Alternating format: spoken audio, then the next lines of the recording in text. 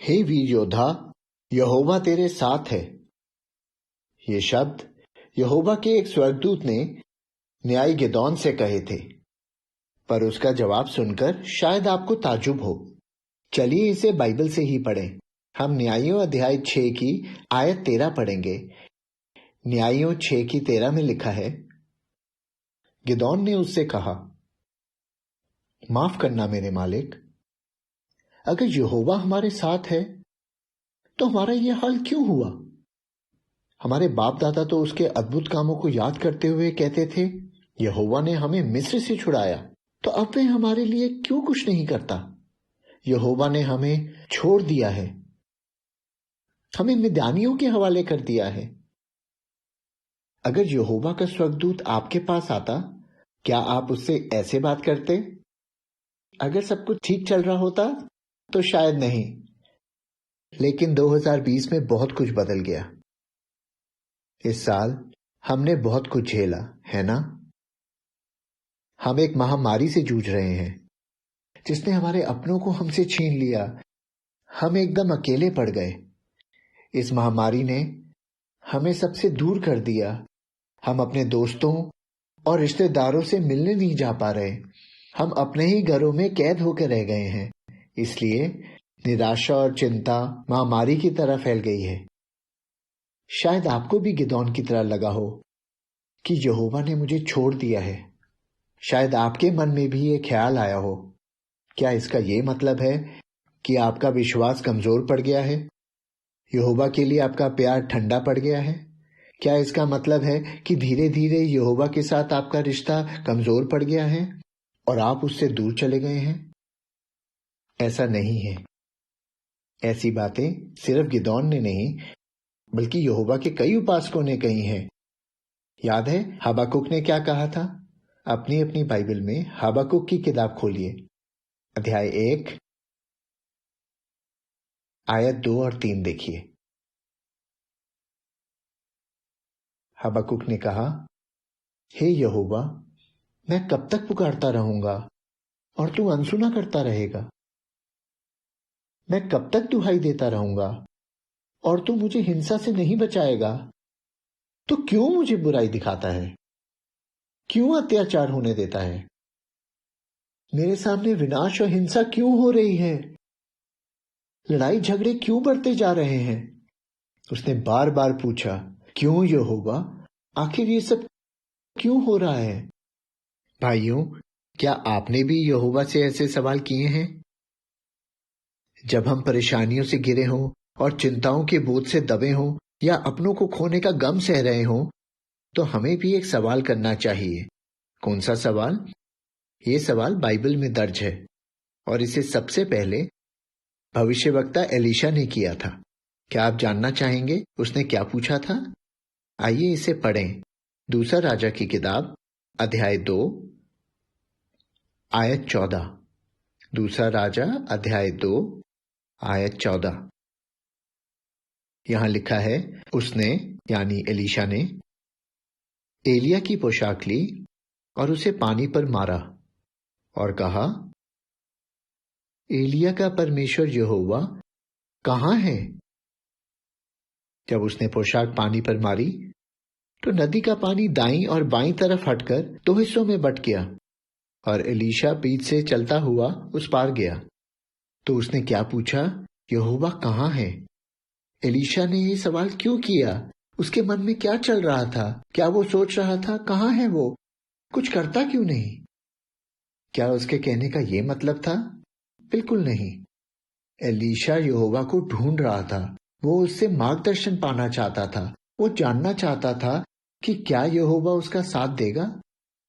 Elisha को अपनी प्रार्थना का जवाब मिल गया। नदी का पानी 2 हिस्सों में बंट गया और वो उस पार चला गया। और पता है, ये सवाल बाइबल की दूसरी किताबों में भी लिखा है, जैसे यिर्मयाह की किताब में। आइए इसे पढ़ें। यिर्मयाह अध्याय 2 आयत 5। यहोवा कहता है, तुम्हारे पुरखों ने मुझ में ऐसा क्या दोष पाया कि वो मुझसे इतनी दूर हो गए? निकम्मी मूर्तों के पीछे चलने लगे और खुद निकम्मे हो गए।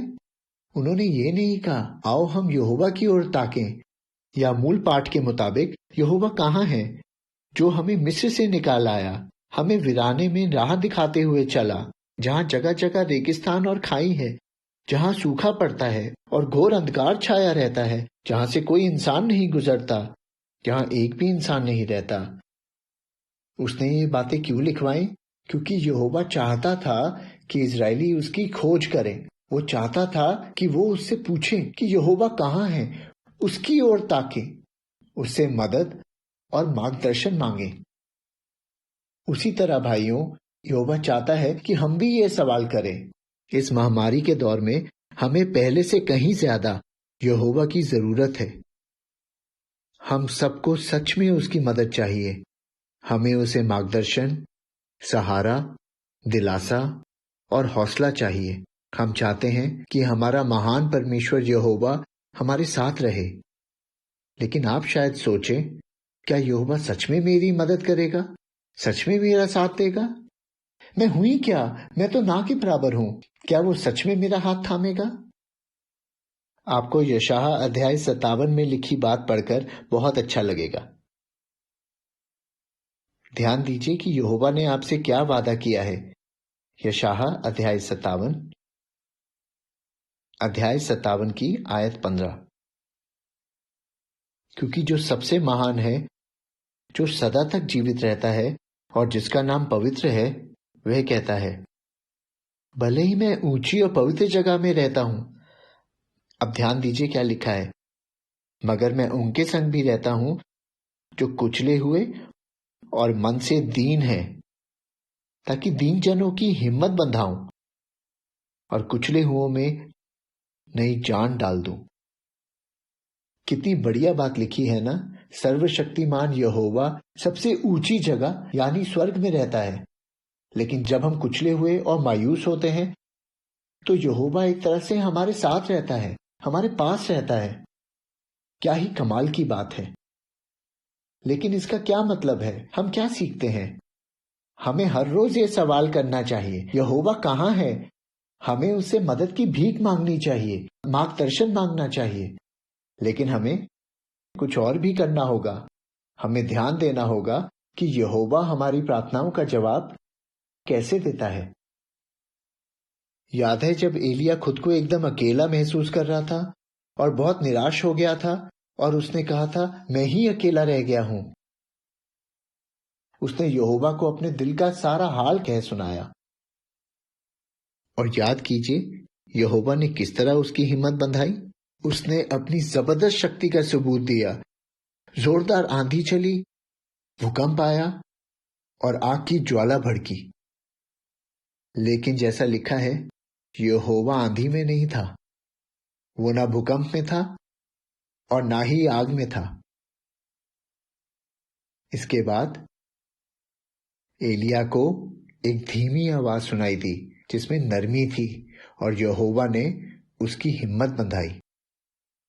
तो भाइयों, हम इस किस्से से क्या सीखते हैं?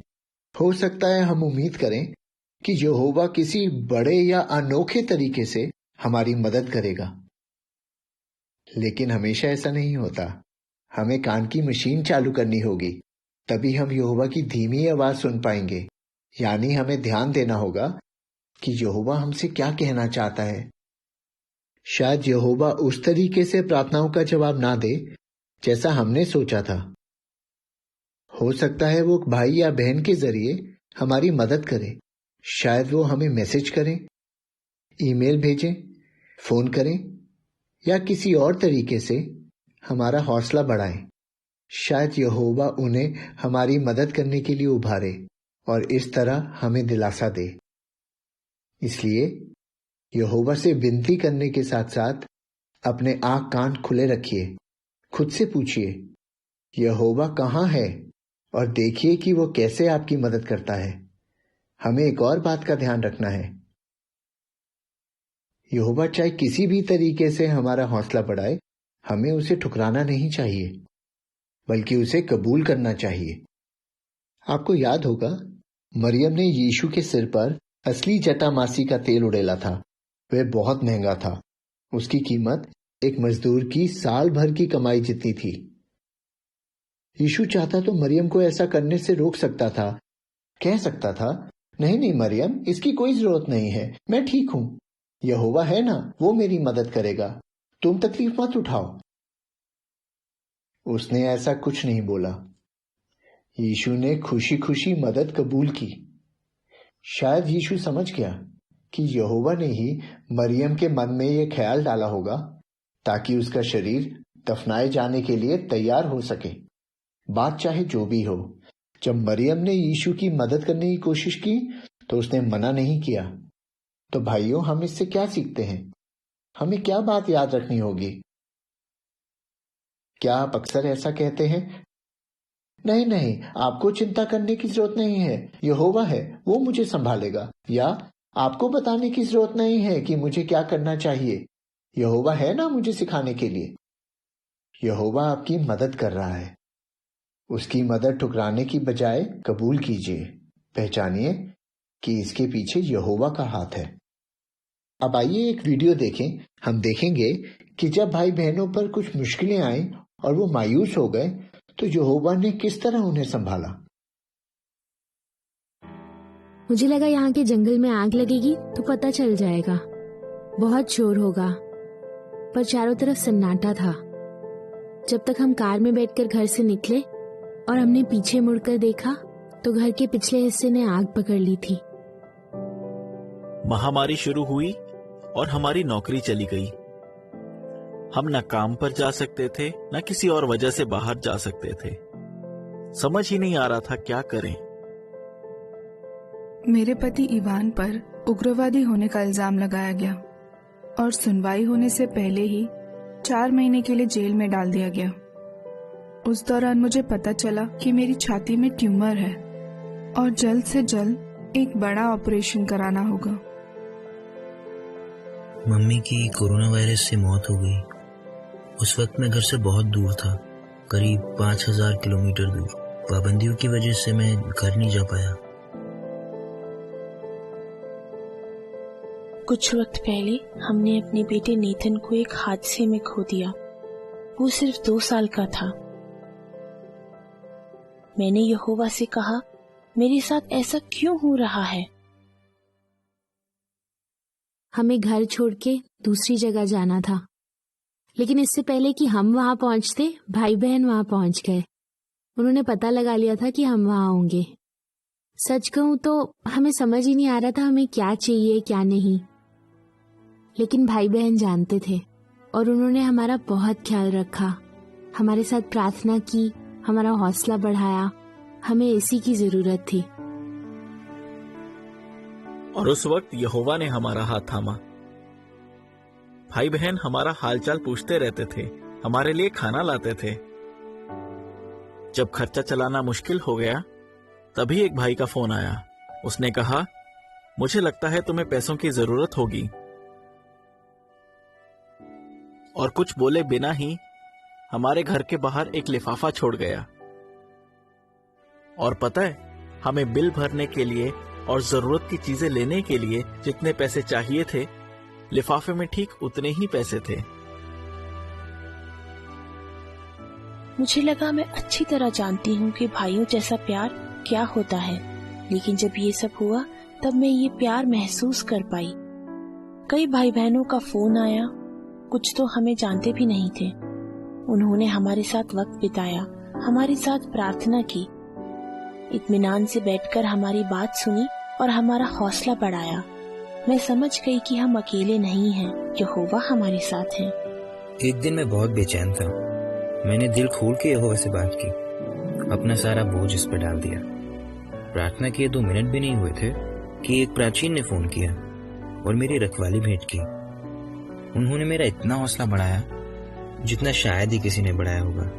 मैं समझ गया कि यहोवा मुझे संभाल रहा है, वो मेरी भावनाएं समझता है और हर पल मेरा साथ देगा।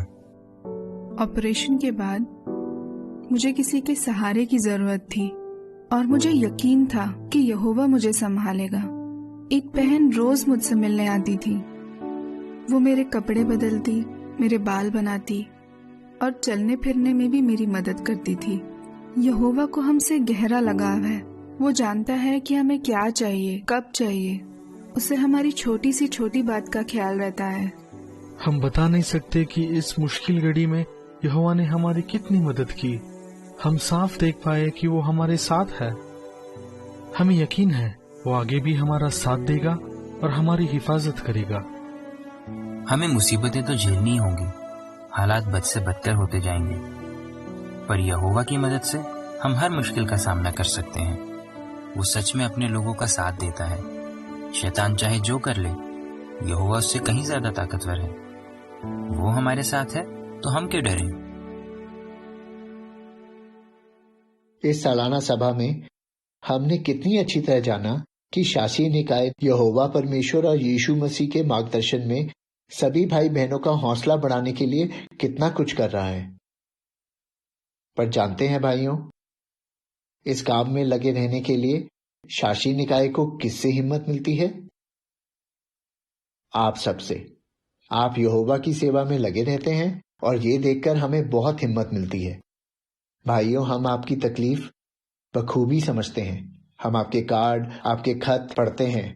हम जानते हैं कि आप पे क्या बीत रही है, आप क्या क्या सह रहे हैं। फिर भी आप डटे हुए हैं, धीरज के साथ यहोवा परमेश्वर की सेवा में लगे हुए हैं। ये बात हमारे दिल को छू जाती है और सेवा में लगे रहने का हमारा इरादा और पक्का हो जाता है। हम कई मुश्किलों का सामना कर रहे हैं और जब महासंकट शुरू होगा तब हमें और भी मुश्किलों का सामना करना होगा। शायद हम कभी कभी निराश हो जाएं, ठीक जैसे गिदोन, हबक्कुक और एलिया निराश हो गया था। लेकिन उनकी तरह हम भी यहोवा की सेवा करना कभी नहीं छोड़ेंगे। आपको क्या करना होगा? यहोवा की ओर ताकते रहिए। देखिए कि वो आपको कैसे संभाल रहा है। अपने कान की मशीन चालू कर लीजिए और ध्यान से सुनिए वो आपसे क्या कह रहा है। तब आप देख पाएंगे कि यहोवा आपकी हिम्मत बंधा रहा है, आपका मार्गदर्शन कर रहा है। इसलिए भाइयों बहनों, हमेशा ये सवाल करते रहिए, यहोवा कहाँ है?